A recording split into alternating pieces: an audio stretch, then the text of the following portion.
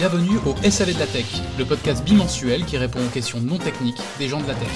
Je suis Adrien Joly, développeur et coach chez Shodo. Et Jérémy, engineering manager et ex-développeur. Comment vas-tu, Jérémy ? Parfaitement bien ce samedi après-midi. Trop cool. Bah écoute, je suis ravi d'être là avec toi. Aujourd'hui, on a une question qui est assez chouette, qui vient de Clément. Est-ce que tu es prêt pour que je te pose sa question ? Tout à fait, j'ai hâte de la découvrir. C'est parti. Comment gérez-vous une situation où vous vous heurtez à des refus, doutes, remises en question sur des pratiques que vous souhaitez appliquer ? Par exemple, pair programming, architecture hexagonale, TDD, DDD par exemple. Sans que cela n'affecte votre motivation. Est-ce que la question est claire pour toi, Jérémy ? Pas du tout en fait, je vois... Ça commence bien. Déjà, à quoi servent les tests ? Qu'est-ce que l'archi hexagonal ? Faut-il psychoter un hexagone ? Je ne sais pas. Sans rentrer dans la tech évidemment, puisque notre podcast est à vocation non technique.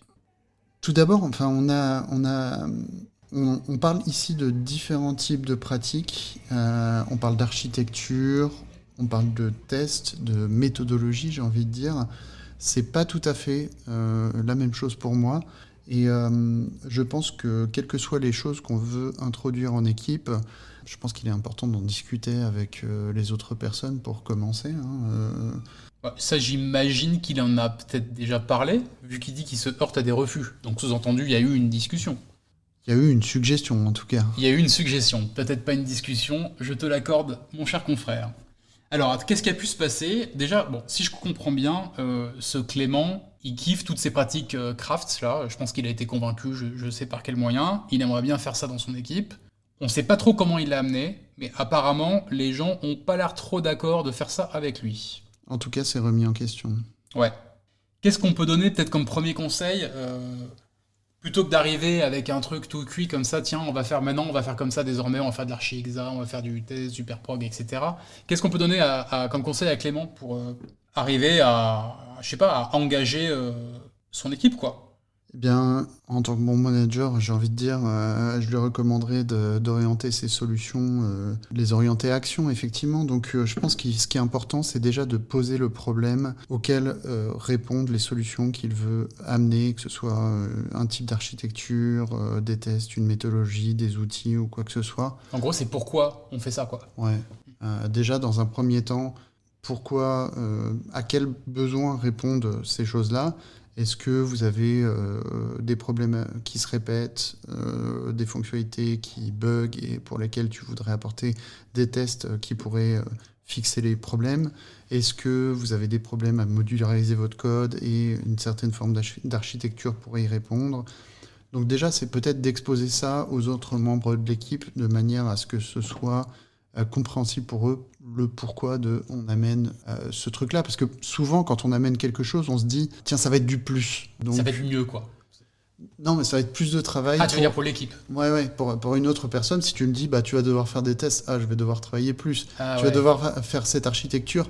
Oh là là, ça va m'introduire une nouvelle manière de travailler. Je sais pas pourquoi je dois faire ça. Pourquoi je devrais faire autrement, en fait. Ouais, c'est un changement. C'est évident que par défaut, il y a une résistance au changement. Sauf si elle est justifiée. C'est pour ça que je suis complètement d'accord avec ce que tu disais, de commencer par être au clair sur le problème, savoir quel est le problème qu'on veut résoudre ici. Est-ce que l'équipe est alignée sur l'existence du problème et l'importance du problème aussi ? Est-ce que c'est un gros problème ? Est-ce que ça coûte cher à l'entreprise, à l'équipe ? Au moral, j'en sais rien, il faut trouver le pourquoi on veut tacler ce problème, quoi. Ouais. Et j'irais peut-être un poil plus loin en disant, maintenant qu'on a posé le problème, supposons que l'équipe elle est alignée sur la véracité et l'intérêt de ce problème, peut-être que ça peut être pas mal de solliciter aussi leur avis. Qu'est-ce qu'ils voient, eux, comme solution potentielle pour résoudre ce problème ? Parce que peut-être que le pair-prog ou l'archi-hexa sont d'une part pas les seuls, mais d'autre part pas les meilleures solutions pour régler ce problème. Tout à fait. Tout à fait. Je pense que c'est important de faire ce genre d'approche par étapes de toute façon. Donc ça peut être commencé par des discussions informelles pour voir si les autres partagent ton avis sur le problème, de peut-être les poser sur papier une fois qu'on a des éléments de différentes personnes de l'équipe et aussi des suggestions qu'ils auraient proposées lors de discussions informelles. Parce que si lui a peut-être envie de proposer la solution d'une certaine archi, de TDD ou autre, d'autres peuvent proposer les questions, essayer de rassembler tout ça, et ensuite peut-être d'amener ça d'une manière un petit peu plus large à l'équipe, et ensuite de proposer certaines solutions sous la forme d'expérimentation.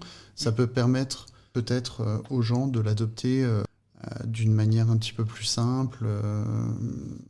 Ouais, j'adore l'idée de l'expérimentation parce qu'il y a un côté un peu moins effrayant, quoi, un peu moins engageant. En fait, tu dis pas à ton équipe, désormais on fait du pair programming. Tu vas plutôt dire à ton équipe, tiens, on va essayer le pair programming. On va essayer pendant une semaine, et puis si c'est bien, peut-être qu'on le gardera, et puis si c'est pas bien, peut-être qu'on arrêtera d'en faire. Tu vois, il y a un côté moins effrayant, moins violent, je pense, pour l'équipe de le présenter comme ça, donc tout à fait d'accord. J'aimerais aussi ajouter un truc, c'est que il s'avère que dans mon expérience, ça m'est arrivé de pousser pour faire du pair programming aussi, parce que je venais à peine d'être convaincu par la pratique, que j'avais découvert ça dans des meet-up à Paris.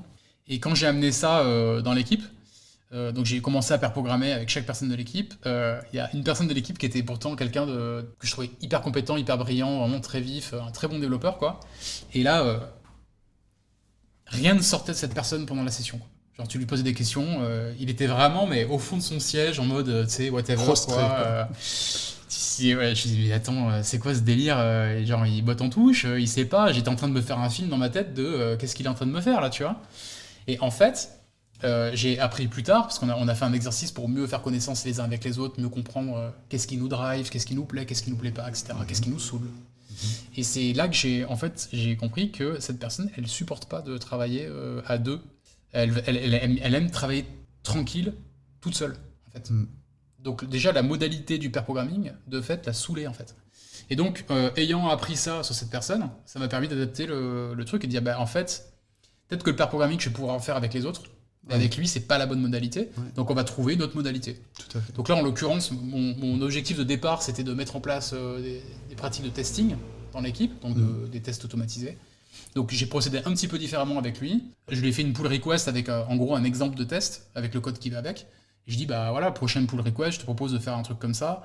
Je me tiens à ta disposition si tu veux une review, un feedback, qu'on regarde ensemble et tout. Et ça s'est beaucoup mieux passé quand on l'a fait comme ça.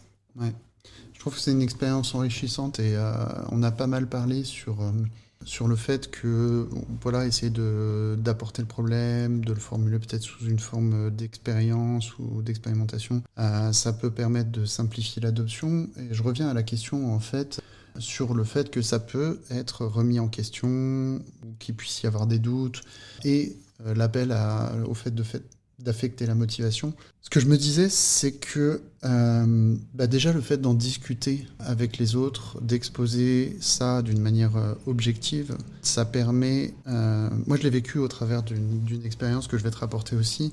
C'est le fait que je voulais apporter une solution, que j'en ai parlé avec la lead dev avec laquelle je travaillais, et qu'elle m'a fait une contre-proposition que je ne comprenais pas au départ, mais en discutant, on a abouti à une troisième solution qui était finalement ni la première ni la seconde, mais qui était une troisième voie, et qui n'était pas un consensus mou, mais vraiment une meilleure solution que la solution initiale. Donc, comme tu le dis, parfois, on va échanger avec la personne, on va même essayer un format avec quelqu'un, et peut-être qu'on va même aboutir sur une méthodologie qui va être encore mieux que ce qu'on pensait au début. Ou peut-être qu'au finalement, on va abandonner parce qu'on se rend compte que c'est pas ce qui nous convient. Et là, j'ai envie de dire, je trouve que ça répond peut-être au fait que ça affecte la motivation. C'est-à-dire c'est pas à la proposition qu'on a dit non, c'est pas à la personne qui apporte la proposition qu'on a dit non, c'est une certaine forme de travail, mais sur laquelle on peut trouver des alternatives en communiquant avec les autres et en essayant de trouver des solutions à un problème en commun. Si je comprends bien, en fait, ce que tu es en train de dire, c'est le fait que cette personne, Clémence, soit affectée dans sa motivation face à ce refus. Peut-être qu'on pourrait interpréter ça comme le fait qu'il le prenne personnellement, comme si on le rejetait lui, alors qu'en fait, c'est juste qu'on le rejetait lui ou qu'on rejetait son idée. Mais en vrai, peut-être que c'est plus simple que ça. La personne, elle rejette rien du tout. C'est juste qu'elle aurait aimé avoir une discussion avant de s'engager sur quoi que ce soit. Ouais, c'est ça. C'est une sorte de méfiance, en fait, qui est saine, qui est de dire, tu me dis, il faut faire ça, comment ça, il faut Qui a dit ça Parlons-en, tu vois. Et même pour Clément, le conseil que je lui donnerais, c'est de ne pas s'attacher à sa solution, mais plus de s'attacher au problème qu'il veut résoudre. Et de cette manière, s'il y a une solution qui est rejetée, ça lui permettra d'être plus détaché de cette solution spécifique et de moins être affecté par le rejet de sa solution. Carrément. Et j'avais maladroitement donné ce conseil une fois à un collègue, parce que c'était pas le bon moment de lui donner, mais je pense qu'il reste valide. Si Clément a vraiment envie de faire du pair prog, l'archi-exa, que son équipe ne veut pas, pour raison X ou Y, peut-être qu'une recommandation, ça peut être de trouver d'autres occasions d'en faire, ou d'autres personnes avec qui en faire. Ouais. Que ce soit en se faisant inviter dans une autre équipe temporairement, je sais qu'il y a quelques boîtes qui autorisent ça, en faisant des meet-up, en faisant des side projects. Il y a toujours des opportunités d'expérimenter des pratiques différentes avec d'autres personnes. Ouais. Bon, ça, c'est un petit peu la solution, c'est le plan Z. Hein. C'est quand, en gros, t'as pas réussi à conjuguer avec ton équipe. Mais voilà, ça reste une possibilité qui peut alléger un peu sa frustration en se disant j'en ai quand même fait, pas avec ma team, mais j'ai pu quand même pratiquer ces pratiques qui me plaisent, quoi. Ouais, c'est-à-dire que je pense qu'il n'y a personne qui t'empêchera d'écrire un test qui accompagne ta feature. Donc, si tu as envie de la faire en TDD, personne t'empêche de le faire. Mais après, le fait de le faire avec les autres, c'est pas exactement la même logique. Et je pense que c'est important que c'est pour ça. C'est pour ça que c'est important de communiquer avec son équipe. Donc ouais, le TLDR de tout ça, c'est communiquer, être très clair sur en fait quelle est la vraie motivation de vouloir pousser ça, donc quel est le problème qu'on veut résoudre, et solliciter aussi les idées des autres, et pas seulement être la seule personne à venir pousser son idée, et ne pas prendre personnellement si à la fin de l'histoire on a quand même échoué à convaincre les gens. D'une part, il n'y a rien de personnel, et d'autre part, on peut quand même pratiquer potentiellement ces techniques-là dans d'autres contextes que l'équipe, par défaut. Écoute, est-ce qu'on a répondu à cette question, à ton avis ? Il me semble que oui, j'espère en tout cas. J'espère que ça aidera Clément. N'hésite pas à nous dire, Clément, si ces éléments de réponse t'ont aidé et à donner des nouvelles, tout simplement. Peut-être que ce sera l'occasion de traiter une autre de tes questions lors d'un prochain épisode. Ouais, avec grand plaisir. Et à ce sujet, si vous avez à votre tour des questions que vous aimeriez voir traitées dans ce podcast, vous pouvez les poster sur notre site qui est ajo.ovh/sav. Donc c'est un joli Google Form dans lequel vous pouvez mettre votre question, que vous pouvez poster de manière anonyme ou pas. C'est vous qui décidez, et elle sera peut-être sélectionnée pour un prochain épisode. Bon, merci à toi Clément, merci à toi Adrien. Merci Jérémy, c'était un plaisir. À bientôt. Merci à vous. À dans 2 semaines.